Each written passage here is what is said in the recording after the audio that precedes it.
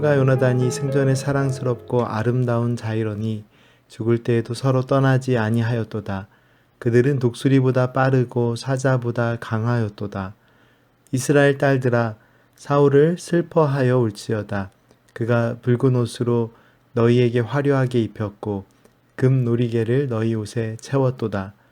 오호라, 두 용사가 전쟁 중에 엎드려졌도다. 요나단이 내 산 위에서 죽임을 당하였도다. 내 형 요나단이여, 내가 그대를 애통함은 그대는 내게 심히 아름다움이라. 그대가 나를 사랑함이 기이하여 여인의 사랑보다 더하였도다. 오호라, 두 용사가 엎드려졌으며 싸우는 무기가 망하였도다 하였더라. 샬롬. 부활하신 주님께서 전해주신 평안의 마음을 모든 성도님들께 전해드립니다. 사무엘하가 시작되는 일장의 말씀은 사울과 요나단의 죽음, 그리고 그들의 죽음에 대한 다윗의 슬픈 마음의 노래를 기록하고 있습니다. 사울과 요나단은 블레셋과의 전쟁의 패배 속에서 죽음을 맞이했고, 다윗은 그들을 위한 슬픈 노래를 부릅니다. 오늘 생명산 본문 말씀은 17절부터 시작되는데, 다윗은 이 두 사람을 위한 슬픈 노래를 지어서 백성들에게 가르치라고 명령을 내립니다. 이 노래는 활 노래라는 별명을 갖게 되었는데, 특별히 활을 잘 쏘았던 요나단과 관련이 있는 제목입니다.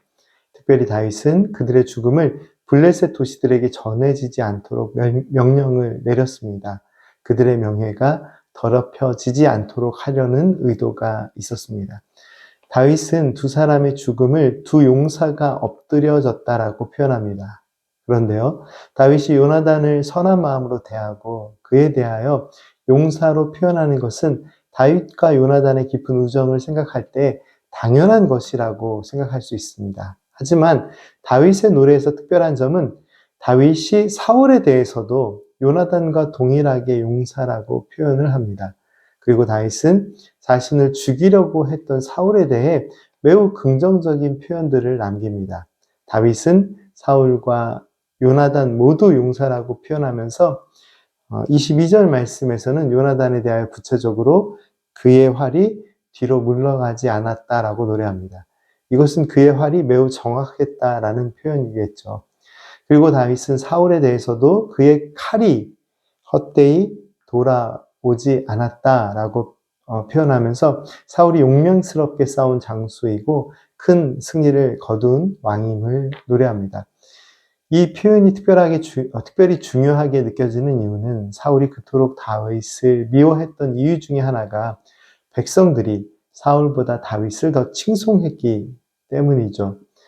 사울이 죽인 자는 천천히요, 다윗은 만만이다 라는 말 때문이었는데요. 사울은 다윗을 높이는 사람들의 말에 불편함을 느꼈고 다윗의 업적을 가리고 낮추기 위해 노력했던 사람입니다. 그런데 다윗은 자신을 낮추고 무시하고 위협한 사울을 인정하면서 또한 그를 높여줍니다. 그리고 또 하나 매우 특별한 표현이 이 다윗의 노래에 등장합니다. 23절 말씀인데요. 다시 한번 함께 읽어보겠습니다. 사울과 요나단이 생전에 사랑스럽고 아름다운 자이러니 죽을 때에도 서로 떠나지 아니하였도다. 그들은 독수리보다 빠르고 사자보다 강하였도다. 다윗은 독수리보다 빠르고 사자보다 강하다고 사울과 요나단 모두를 인정하고 높이는 노래를 부릅니다. 그리고 이 표현보다 더 놀라운 표현은 23절의 앞부분의 내용입니다. 다윗은 요나단뿐만 아니라 사울에 대해서도 사랑스럽고 아름다운 사람이었다라고 표현을 합니다.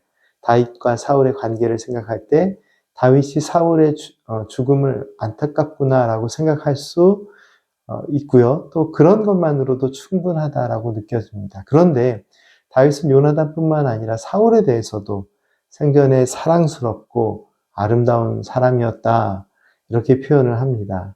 사울과 요나단의 죽음을 애통해하는 오늘 말씀 속 다윗의 노래는 다윗의 인간적인 성숙함을 잘 표현해 줍니다.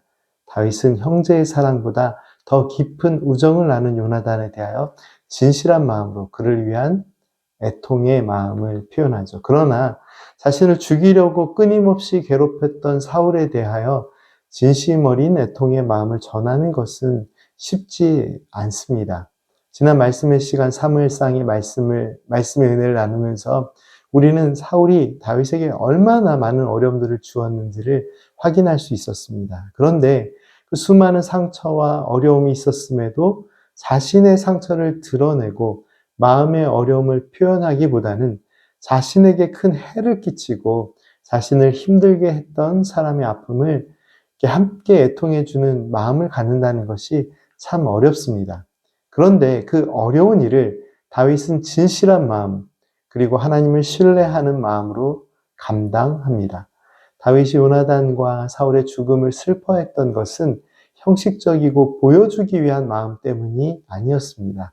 큰 권력을 가졌으나 바르게 살지 못하고 죽음을 맞이한 사울에 대하여 하나님 앞에 솔직한 마음으로 나아가서 그 어려움을 내려놓지 않았다면 다윗이 이러한 마음으로 그들의 죽음을 함께 애통해 할 수 있었을까요? 말씀의 내용을 깊이 살펴보면 다윗이 사울을 위해 애통했던 것은 다윗의 진실한 마음과 또한 하나님께 자신의 아픔과 상황을 맡기는 마음 때문이었음을 우리는 확인할 수 있습니다. 비록 자신에게 어려움을 주었던 대상이지만 하나님께 그 모든 어려움을 맡기고 또 그 마음을 하나님께 드리고 더 이상 슬픔과 괴로움 그리고 억울한 마음에 자신을 가두지 않고 다윗은 용서의 마음으로 사울에 대한 긍정적인 면들을 칭송할 수 있었습니다.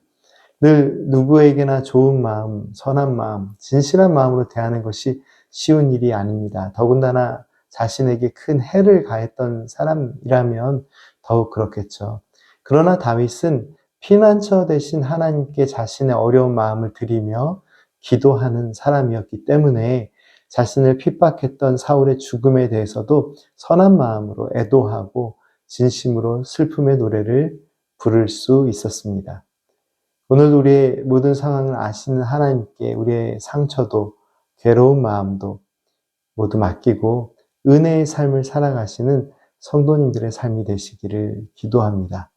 부활하신 주님의 평안, 샬롬이 지금도 우리와 함께 하심을 감사드립시다. 함께 기도드리겠습니다. 거룩하신 하나님, 다윗이 많은 어려움 속에서도 하나님을 의지하고 하나님께 먼저 모든 상황과 자신의 마음을 맡겼던 것처럼 저희들도 하나님이 주신 마음으로 용서와 사랑을 실천하는 삶을 살게 하옵소서. 예수님의 이름으로 기도드립니다. 아멘.